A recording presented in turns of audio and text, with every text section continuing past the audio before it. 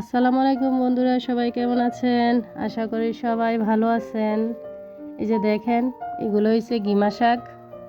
আমার গিমা শাক খাইতে খুব ভাল লাগে, এই জন্য গিমা শাক আনছে, গিমা শাক রান্না করলাম। সাথে ওই লাউ শাক আনছে, ফ্রেশ লাউ শাক দেখা ভাল লাগছে, লাউ শাকগুলো নিয়ে এসে। এখন আমি গিমা শাকগুলা লাউ শাকগুলা কাইটা নিব। এই যে দেখেন, আমি গিমা শাকগুলা কাইটা নিছি। দেখেন কতটা ঝরঝরা, কি সুন্দর লাগতেছে, হাতে ধরতেও ভালো লাগতেছে, দেখতেও ভালো লাগতেছে, খাইতেও ভালো লাগে। এখন আমি এগুলারে রান্না করব।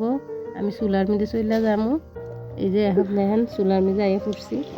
আমি কিছুটা আধা কাপ পরিমাণে ডাইল নিছি, একটা আলু নিছি, আলুটা কাইটটা ডাইলের সাথে দিয়ে দিছি। দেখেন চুলাত বসাই দিছি, হলুদ মরিচ লবণ দিয়ে আমি এখন এদিকে সিদ্ধত বসাই দিব, একটু সিদ্ধ হওয়া লাগবে। আর এই সিদ্ধ হওয়ার ফাঁকে ফাঁকে আমি এর সাথে ডিমও রান্না করলাম, ডিম বোনা করলাম। আমি ডিমটা আগে সিদ্ধ করে রাখছিলাম, ডিমটাও বোনা করে আমি কড়াইয়ের মধ্যে পাইপ্যানটার মধ্যে একটু হলুদ দিচ্ছি, একটু লবণ দিয়ে দিচ্ছিলাম আগে। হলুদটা তেলের সাথে দিলে আসলে ডিমের গায়ে ভালো করে লাগে, ডিমটা লাল লাল ভাজি হয়, দেখতে সুন্দরও লাগে, এই আর কি। এই জন্য আমি হলুদটা আগে দিয়ে দিচ্ছি তেলের মধ্যে। এখন আমার ডিমটা ভাজি হয়ে গেছে, এখন আমি পেঁয়াজ দিয়ে ভুনা দিলাম। এখন পেঁয়াজটারে একটু ভাজি করে নিই।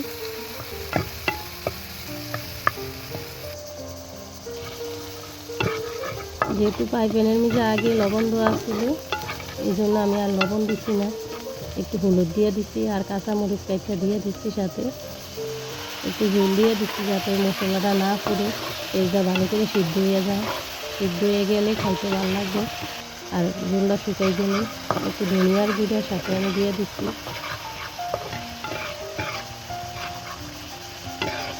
এই যে দেখেন ঝোলটা শুকাই গেছে গিয়ে, এর মধ্যে আমি ওই যে বাজিয়া রাখছি ডিমডি দিয়ে দিব। এই যে দেখেন ডিমগুলো দিয়ে দিচ্ছি। এখন একটু নাই গেছে, এটা ডিমডি উঠে আনেন। আমার ডিম রান্নাটা হয়ে গেছে, দেখেন কত সুন্দর লাগতেছে। আর ওই দিক দিয়ে গিমা শাকের ডালটাও সিদ্ধ হয়ে গেছে। আর সাথে যে একটা আলু দিছি, আলুটা আমি একটু থেতলাইয়া ভাঙ্গিয়া দিচ্ছি, কারণ ভাঙ্গিয়া দিলে ঝোলটা গাঢ় গাঢ় হইব। আর এদিক দিয়ে আমি গিমা শাকের জন্য এই যে পাইপ্যানের মধ্যে পেঁয়াজ রসুন কাইটটা দিছি, পেঁয়াজ রসুনটা আগে একটু ভাজিয়ে নিব। ভাজ হয়ে গেলে আমি তেলের মধ্যে গিমা শাকগুলো দিয়ে দিব। এভাবে তেলের মধ্যে গিমা শাকগুলো দিলে একটু পিঠাটা কম লাগে। আর এইভাবে অনেকে হয়তো বা ডাইরেক্ট দিয়ে রান্না করে, ডাইরেক্ট দিয়ে রান্না করে বাগার দেয়, ডাইরেক্ট দিলে কিন্তু পিঠাটা একটু বেশি লাগে।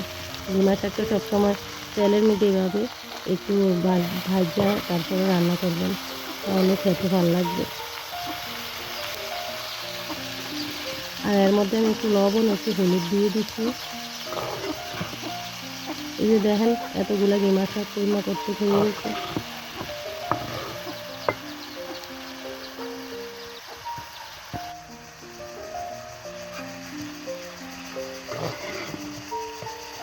সাথে একটু মরিচের গুঁড়া একটু হালকা দিয়ে দিচ্ছি। আর আমি যে দেন গিমা শাকটা দিয়ে দিচ্ছি। আর পাইপের মেঝে একটু ঝোল গরম করে আমি ডালের সাথে দিয়ে দিচ্ছি, যেহেতু ডালটা কমে গেছে ঝোলটা। দেন আমার রান্নাটা যদি ভালো লাগে তাহলে সবাই লাইক কমেন্ট শেয়ার করবেন। সবাই ভালো থাকবেন, আল্লাহ হাফেজ।